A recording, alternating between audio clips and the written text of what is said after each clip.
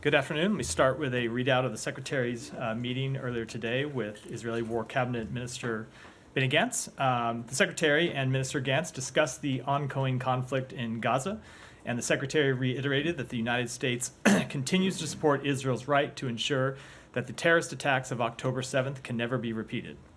The Secretary also emphasized the need for Israel to act urgently to enable the delivery of humanitarian assistance to Gaza and to improve the distribution of that aid inside Gaza. As you heard the Secretary say this morning before his meeting with Prime Minister Al Thani of Qatar, the current situation is unacceptable and unsustainable. And while the United States is doing everything it can to increase deliveries into Gaza, Israel must take additional steps as well. Secretary Blinken and Minister Gantz also discussed efforts to reach an agreement for a 6-week ceasefire that would secure the release of all hostages and help alleviate the suffering of the Palestinian people. As the Secretary said earlier today, we have an opportunity to achieve an immediate ceasefire, and it is on Hamas to make the decisions about whether it is willing to agree to one. The talks to secure a temporary ceasefire and achieve the release of all hostages are ongoing, and we will continue to push to reach an agreement. And then I wanted to say a few words about Undersecretary Tori Newland, who the Secretary announced earlier today will be stepping down from her position in the coming weeks. As the Secretary said in his statement, Tori has an unmatched capacity to wield the full toolkit of American diplomacy to advance our interests and values. She's had almost every job in this department. I shouldn't say almost every job, but most jobs in this department, including this very job here.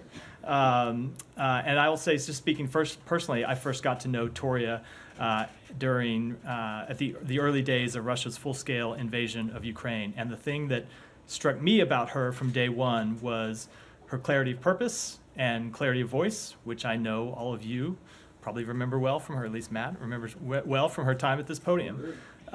So I know I speak for everyone in the department in saying we will miss her greatly, but we congratulate her on an extraordinary career. And with that, Okay. Matt. Well, maybe you could get her down here to give us a farewell.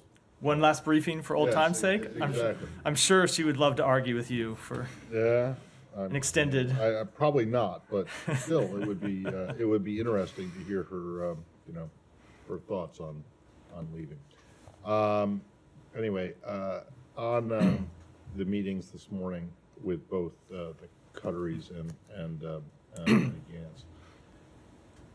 Gantz. When you say that you continue to support Israel's right to ensure that the events of October 7th can never happen again, when you say that, does that mean that you agree with the Israeli idea that Hamas has to be completely eliminated, eradicated, killed? So we support Israel in defeating Hamas, and to unpack that a little bit, I've said a little bit about this from the podium before. There are military objectives that Israel is trying to accomplish when it comes to defeating Hamas, and we support those military objectives. But then we're also going to have to defeat the ideology behind Hamas, and that is not something that can be accomplished on the battlefield.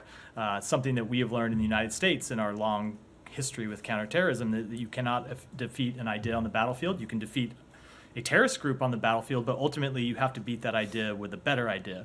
So we support their campaign to defeat Hamas, but we also support a broader political resolution that will address the legitimate aspirations of the Palestinian people. Well, do you think at the moment that the Israeli strategy is actually helping to defeat the ideology, or is it not? I think we are in the middle of a military campaign, and it's not the right time to offer assessments about the broader struggle. But we've spoken out many times to say that Israel has to be careful that in achieving a tactical victory, it doesn't endure a strategic defeat. And it remains our advice to them not to do that.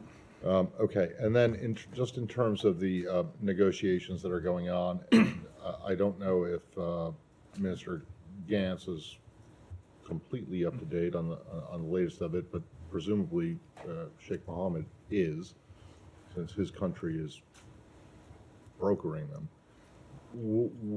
What sense did you get, other than the ball is in Hamas's court?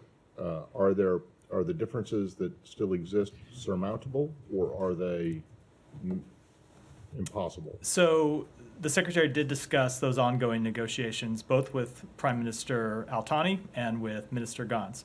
And I'm not going to get into this won't surprise you because I've said it many times. I'm not going to get into the underlying details of the conversation and the negotiations. In our view, the obstacles are not surmountable. Not insurmountable. Excuse me. In our view, should be possible to reach an agreement. We think the proposal that Israel put on the table in consultation with the United States and with Qatar and Egypt is one that Hamas should agree to. And it's one that would alleviate the suffering of the Palestinian people and bring about an immediate ceasefire for 6 weeks. And so we think that agreement can be reached. But as I said, and as you heard the Secretary say, ultimately Hamas has to make decisions as well. Okay, and this will be my last one. But when you say the obstacles, in your view, the obstacles are not insurmountable. One of the things that you have said repeatedly, over and over again, is that Hamas could end this right now by just surrendering, laying down all their weapons. Clearly, that's not going to happen. So is that not an obstacle that you are putting into the calculus now? I think we're a little bit conflating two things. They could end this entire conflict, right? We don't need a temporary ceasefire. Hamas would lay down their weapons and stop fighting. You could have a permanent ceasefire because Israel would have accomplished its military objectives. With respect to the temporary ceasefire that we are trying to achieve, we very much think that an agreement is reachable. So you don't think that Hamas has to lay down its weapons and surrender in order to get a temporary? To get a temporary ceasefire, no. Obviously, we would support them laying down their weapons and reaching, ending this conflict. But that is not what we're that is not what we're discussing with respect to a 6-week ceasefire. Thank you. Yeah, Sean. Just some comments in the past couple of hours. One by Hamas saying that this negotiations can't last indefinitely, and then the President Biden saying that it's dangerous not to have a ceasefire in place by Ramadan. Is there a sense that the clock is ticking for this? That I know you say that's as soon as possible, but is there a sense that this is basically not necessarily now or never, but that we really need to get it before Ramadan? I would not put it that way. The clock is always ticking, but the clock is not ticking because of in my view, because of Ramadan coming up. The clock is ticking because every day people are suffering. Innocent Palestinians are suffering, and the hostages are suffering. So the clock is always ticking because we want to end that suffering of both hostages and innocent Palestinians as soon as possible. And so we would like to have gotten an agreement last week. We would like to get an agreement today. We would like to get an agreement by Ramadan or even before that. So the clock is really not related to Ramadan, but related to the ongoing suffering that we are trying to bring to a close. Come to the humanitarian situation, which you described as unacceptable and unsustainable. Your colleague John Kirby yesterday in a briefing talked about. I was asked about what's preventing more aid from getting into Gaza. Talked about there have been some inorganic obstacles thrown up. Inorganic obstacles thrown up in some cases by members of the Israeli cabinet that have made it hard to get aid in. What are those what are the obstacles specifically that he's talking about there? So I'm not going to, I will let him speak to what he was speaking to, but I will say some of the obstacles that we have seen from the Israeli political establishment. You have seen ministers in the Israeli government block the release of flour from the port at Ashdod. You have seen ministers of the Israeli government supporting protests that blocked aid from going in to Kerem Shalom. So all of those things are obstacles coming from ministers inside the Israeli government that we have called out, that we have said are unacceptable, and that we have said should end. Does that include the refusal to open the Erez crossing or another crossing in the north? We want to see another crossing open, and it's something we're engaged with quite directly with the Israeli government, and that includes in the conversation that the Secretary had with Minister Gantz today. He was quite direct and quite frank about the seriousness of the situation on the ground and the fact that it is incumbent on everyone involved to do more to get aid in urgently, as soon as possible. I want to ask about how this relates to the Foreign Assistance Act, 1961, I believe, that has a part of the act that basically says no assistance shall be furnished to countries that prohibit or otherwise restrict the transport delivery of U.S. humanitarian assistance. Is Israel in breach of that? I will have to go back and look at the language of that text. It's not something that I've spent a lot of time looking at, but we are always engaged with Israel, as we are with all countries, about their need to fulfill all U.S. statutory requirements, and we have not made an assessment that Israel is in breach of any such statutory requirements at this time. Is this building working on an assessment that would determine whether that's happening? I don't have any such assessment to read out at this time. Sure. Yeah, go ahead. Thank you, Matt. On the questions raised by Matt, Sean, and Simon, on the stated goals by Israel when this war began, they were actually for decapitation of Hamas, hunting the leadership, freeing the hostages, and changing the regime. Those were the ones that they were stated. Now, 150 days later, how far along have the Israelis gotten? I mean, they probably degraded Hamas by and large, but do you have an assessment on how much of Hamas has been degraded? I will leave it to Israel to offer those types of assessments. So, but certainly, I mean, you support their goals. You just said that you support their pursuit of these goals, which means that if you are going to continue with the same kind of support that we have seen thus far, it means that this war will continue to go on. I cannot tell you how long. I cannot tell you how long that this war will continue to go on. But if Israel were to stop the war today, Right. let's remember about what would happen, which Right. is the same terrorist organization that launched the attacks of October 7th would still be in place, would still have the ability to plot attacks against Israel, would still have the ability to carry out attacks against Israel, and remember, have said still possess the intent to carry out attacks on Israel. Yeah, but you also said you cannot so easily defeat an idea, basically. And this idea was spawned by the occupation, by repression. I mean, it could happen in the West Bank, where we see a very heavy-handed Israeli occupation. It could happen elsewhere. So, I mean, how could you overcome that without offering the Palestinians something tangible that they can hang on to? So a few things. One, obviously the conflict and the dispute between Israel and the Palestinian people goes back decades. Two, there's nothing in that conflict, nothing in the months, years, decades leading up to October 7th that justified the violence of October 7th. And then three, I think you are well aware that we believe the ultimate way to resolve the long-standing conflict between Israel and the Palestinian people is the establishment of an independent Palestinian state with real security guarantees for Israel, and that's what we're working to try to achieve. If you allow me, just a couple more. By the way, on the aid, can you update us on the whereabouts of Mr. David Satterfield and what is he doing? I don't know where he is today. I haven't talked to him today. All right. I wanted to ask you about UNRWA. I mean, I asked yesterday, but if I know that the U.S. is trying to encourage other donors to be generous and so on, but thus far there is no, has there been any clarification on where you stand as far as the investigation that is ongoing, or when are you likely to resume So the aid? So there has been no change in our status since you asked me the same question yesterday, That's right. which is Right. both of the investigations that the United Nations are conducting are ongoing, and we are not able to make a change in our status, or not able to make either an underlying factual assessment or determine how that factual assessment would affect our status until those investigations are completed, which they, because, as of yet, are not. I know I asked about this yesterday, but millions of Palestinians depend on UNRWA aid daily, every day. I mean, they don't wait for policies to be investigated and so on and so on. They still need it, and these people are, by and large, they are in dire need. And we fully agree with that. As you've said, as you've heard me say many times, you've heard the Secretary say, we support the work of UNRWA. And while we are exploring other options to get food assistance into the Palestinian people while our funding of UNRWA is paused, we are also in conversations with other international partners about the ways that they can fill gaps.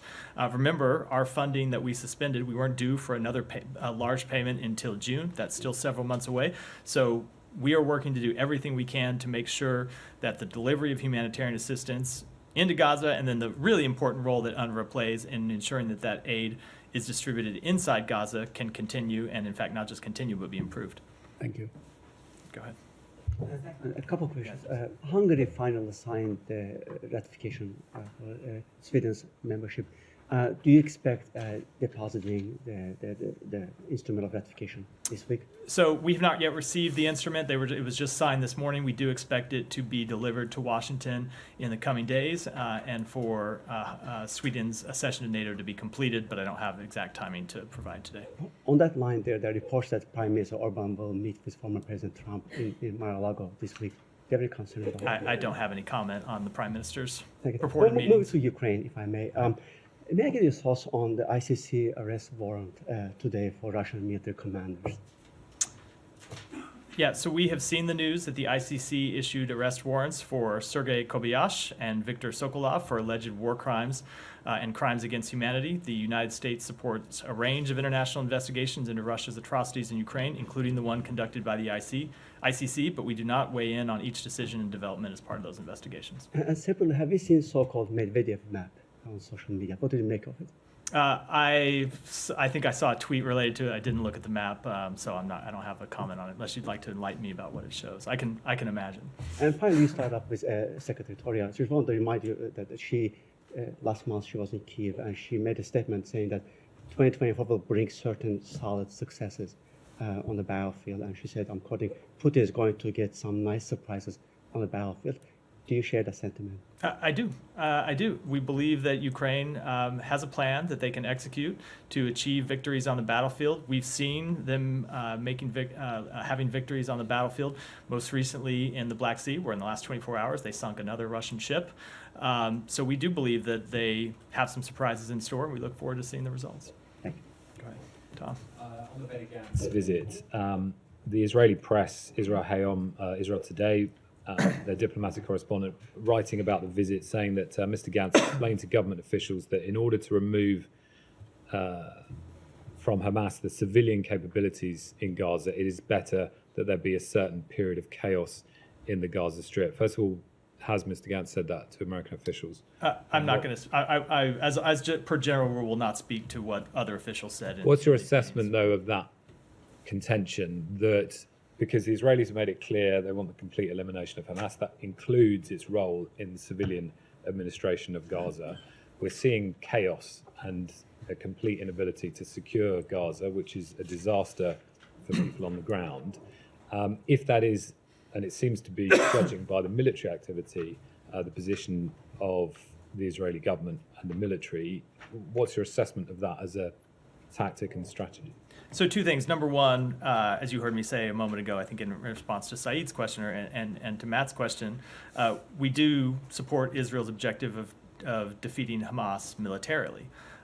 With respect to the civil administration of Gaza post-conflict, Hamas is a terrorist organization, designated a terrorist organization by the United States, but even apart from legal designations, you just have to look at their actions on October 7th to realize that they're a terrorist organization that carries out brutal, intentional attacks on civilians. And we do not believe that a terrorist organization can or should play a role in civilian governance of Gaza going forward. So what happens, because this is no longer a day after issue, this is a now issue, as we've talked about. It's happening now. There's nobody to run Gaza.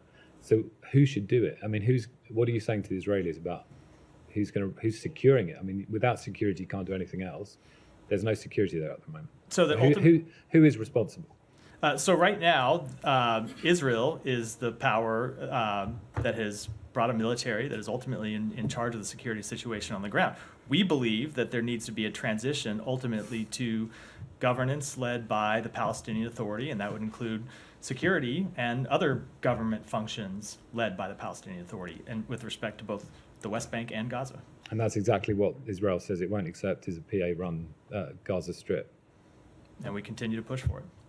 Yeah, go ahead. Thanks, Matt. Staying on the region, also on Benny Gantz's visit, as we all know, he spent several hours at the White House yesterday. He's met with the secretary this morning. There's been some reporting that Gantz was surprised at the strength of criticism that he faced about the humanitarian situation when speaking to the Biden administration, and I was wondering if you are able to comment at all on whether that seems accurate, given that he's met with the secretary this morning. And then I had another question about Hamas. I will not speak to the minister's impressions, just as I would never speak to the impressions of another foreign government official coming out of one of our meetings. But I can say the secretary was quite direct and quite frank in his conversations today about the urgency of addressing the humanitarian crisis in Gaza, both in South and Central Gaza and also in Northern Gaza, as was brought to light so vividly and tragically last week with that terrible incident in Northern Gaza.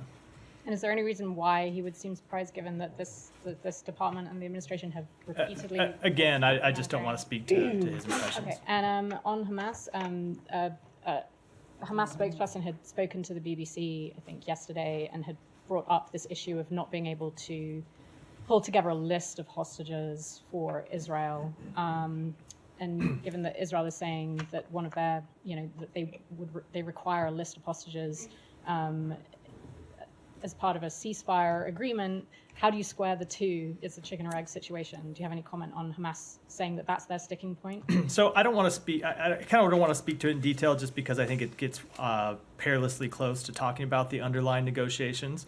But I will just say, speaking generally, if you are Israel and you are in discussions about an agreement where you would see the return of a certain number of hostages, it is a fair question to Hamas to show you that they can actually deliver on that deal and show you who those hostages are and confirm that they are alive and confirm their status. And so we think that is very much a legitimate request by the state of Israel to know what exactly Hamas can deliver and what is the status of the hostages that they are holding, the hostages they have held for well over 100 days now, and are they actually prepared to deliver them over as part of any agreement?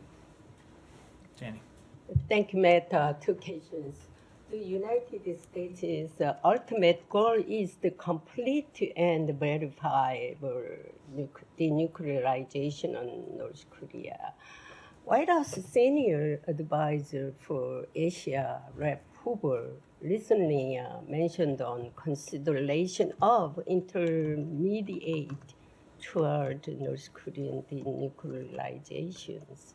Does this mean a change in the President Biden's administration's Korean policy? It does not indicate a change in policy, and I would refer you to the White House for further elaboration on those remarks. But you still remain same policy? Correct. All right, thank you. And secondly, regarding the ongoing U.S. and ROK joint military exercises, Kim Jong-un warned that the U.S. and South Korea will pay the price.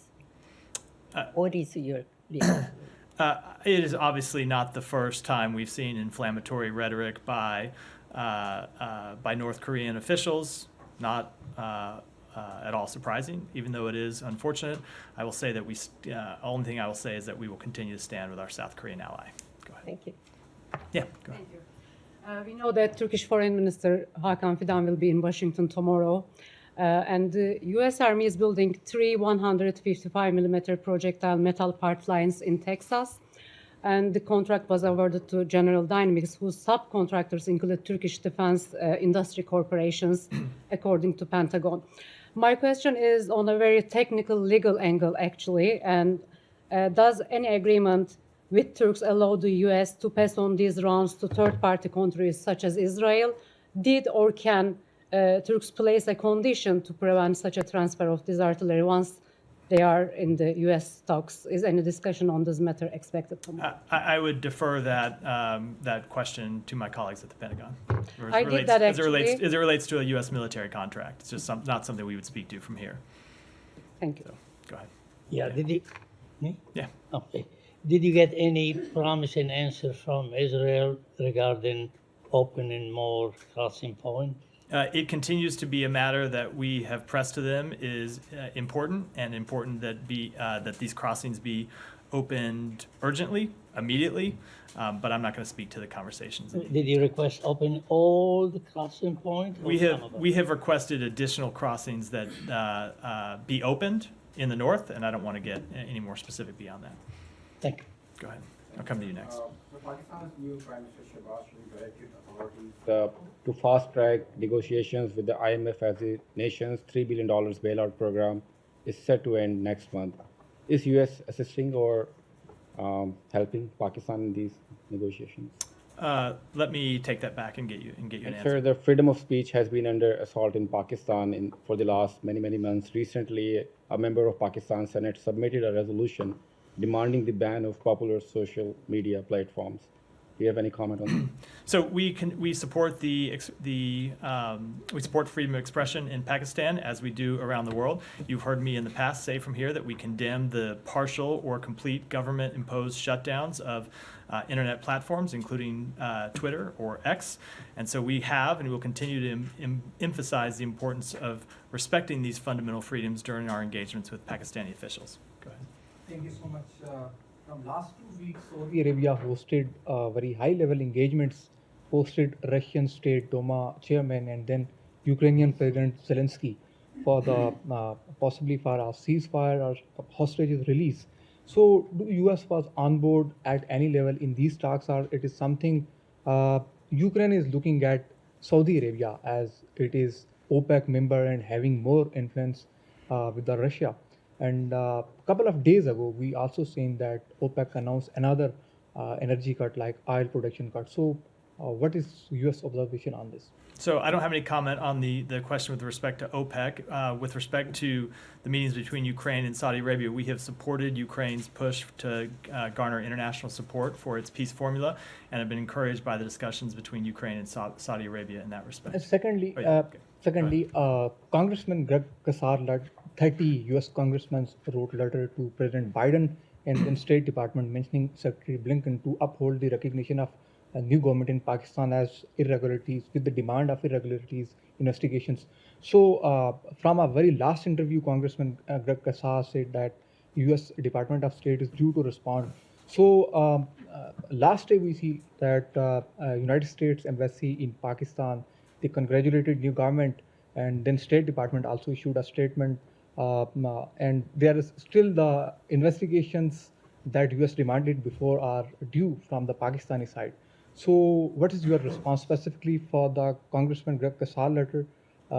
Do State Department prepared it to respond, or what is the position? So a few things. Number one, there was a competitive election in Pakistan. Millions and millions of people made their voices heard. A new government has been formed, and we will, of course, work with that government. At the same time, there were reported irregularities. There have been challenges brought by political parties to the results, and we want to see those challenges and those irregularities fully investigated. Sean, go ahead. Maldives. Maldives has announced a defense agreement with China. This, of course, is after they asked the Indian troops to leave. Does the United States have anything to say about this? Are there any concerns about Maldives' tilt and what a potential Chinese military presence? I'll have to take that one back and get you a question. I hadn't seen that. Island nations for 800. I don't know. Sean, yield the floor. Haiti? Yes. Yeah. Okay. I was going to Well, go ahead. half an island at least. Part of an island. Yeah. On Hispaniola, on the western thundered. side of Right. western side of Hispaniola, the situation in Haiti seems to be getting worse. I'm wondering what your current understanding of things are there, and where the prime minister is, and if he can get back. So, as I said yesterday, we are monitoring Haiti's rapidly deteriorating security situation with grave concern. We are working with international partners and Congress to provide immediate support to the Haitian National Police and expedite the deployment of the multinational security support mission that will help restore security urgently. And I'll just reiterate what we said previously. We urge all actors to put the people of Haiti first, stop the violence, and make the necessary concessions to allow for inclusive governance, free and fair elections, and the restoration of democracy. And with respect to the whereabouts of Prime Minister Henry, I will let the Prime Minister speak to those. Well, he seems somewhat indisposed at the moment. So is he in the United States? So we have remained in close contact with senior Haitian government officials. Okay, so then you know where he is. And I will, Is but he in I, but the I, United I States? will let the Prime Minister speak to his own whereabouts. Could I follow up? Yeah. I'm just taking that. There's some of the gang leaders, one of them nicknamed Barbecue, I forget his but anyways, he's saying that basically the prime minister should be out, that there should be a change of leadership in Haiti.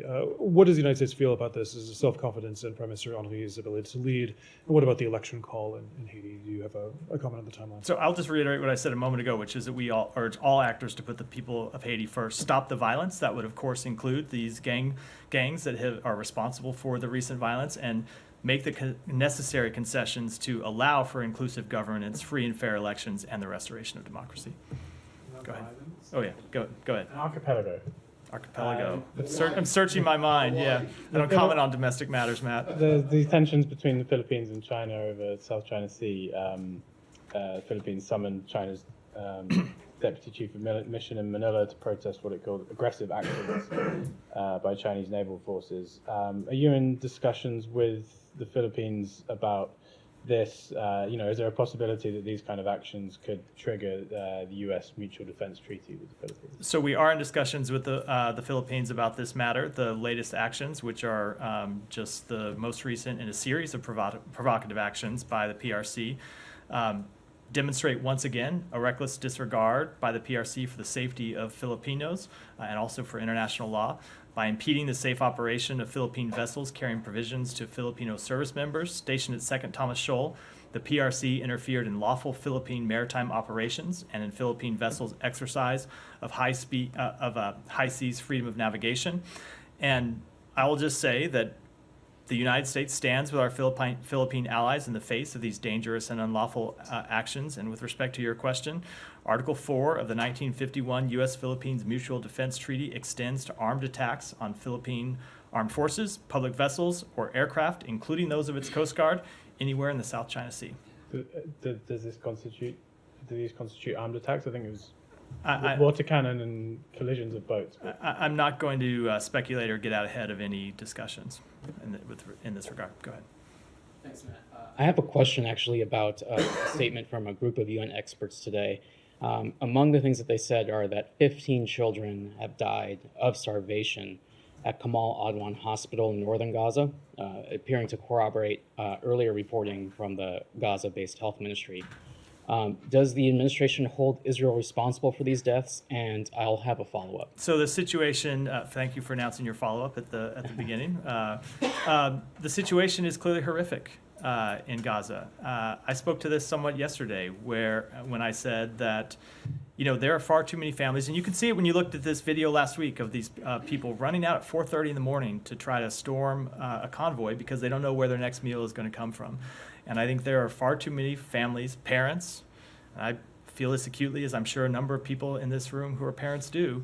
Parents don't know if they're going to be able to feed their children or when they're going to feed their children. And I'm sure there are many parents who are skipping meals to take what limited food they have and give it to their children. So the deaths of any children are unacceptable. And we have made that clear to the government of Israel.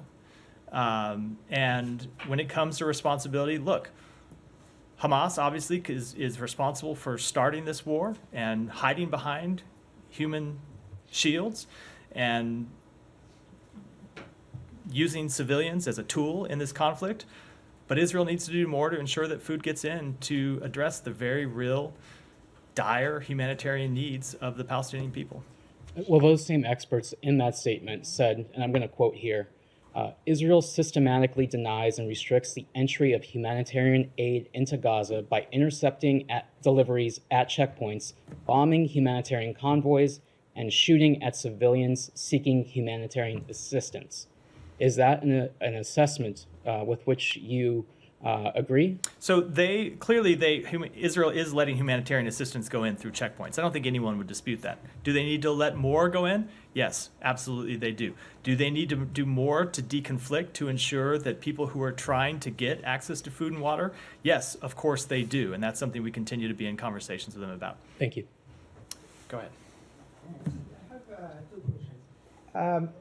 The main goal, it seems like that eliminating Hamas from Gaza and destroying their ability to continue existing there. And as my colleague indicated, after 5 months, we have famine, starvation, 30,000 killed most of them kids and women. Do you believe that is a fair price for eliminating Hamas? Is my first question.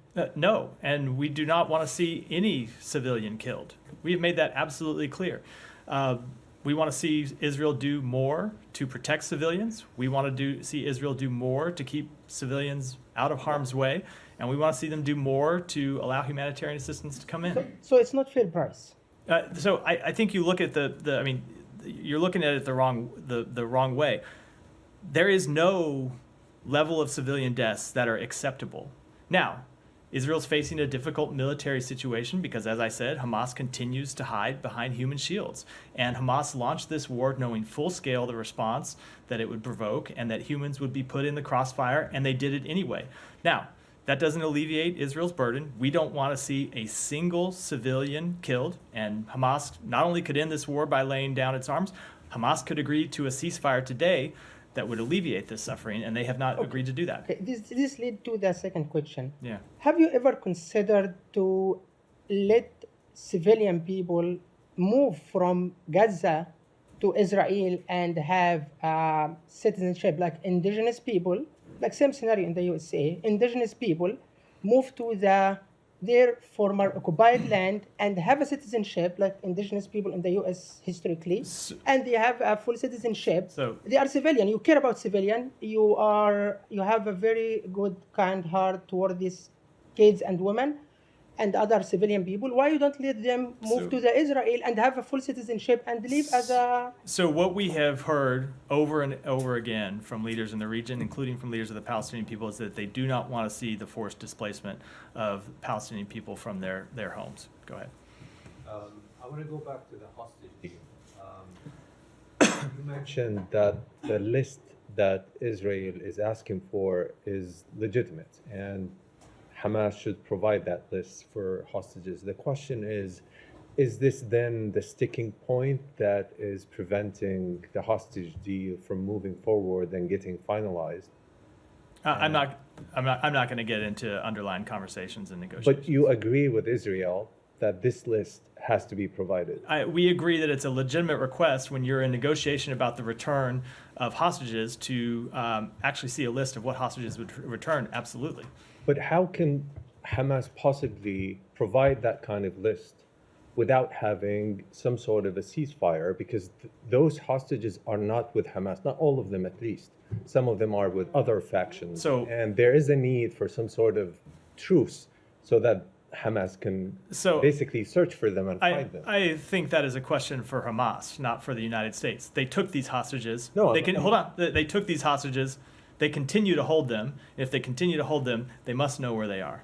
Not all of them. This is clear. I mean, I have heard Hamas say that. But look, if they are going to be, you don't believe no, let's say if they are going to be, if they are going to agree to a deal that would include the release of hostages, it is certainly a legitimate question for Israel to ask: which hostages are they agreeing to turn over? Go ahead. Thank you. President Vladimir Putin last week said that it's hypocritical of the United States to call on Russia to resume the strategic stability dialogue while Washington is doing everything possible to inflict a strategic defeat on Russia on the battlefield in Ukraine.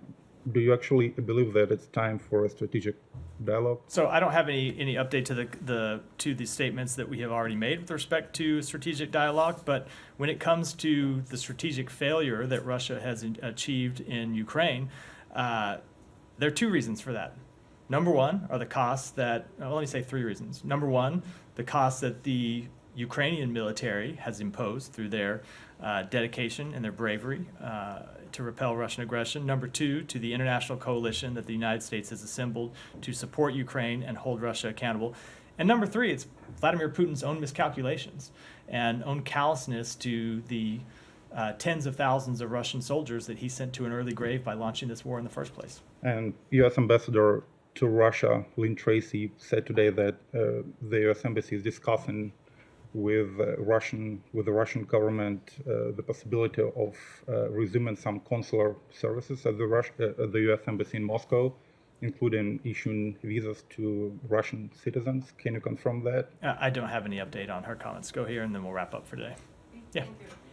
Can you give us at least other highlights of the Turkish foreign minister visit in terms of U.S.-Turkey strategic mechanism meetings? And does the U.S. anticipate the exclusion of Turkey from the CAATSA sanctions?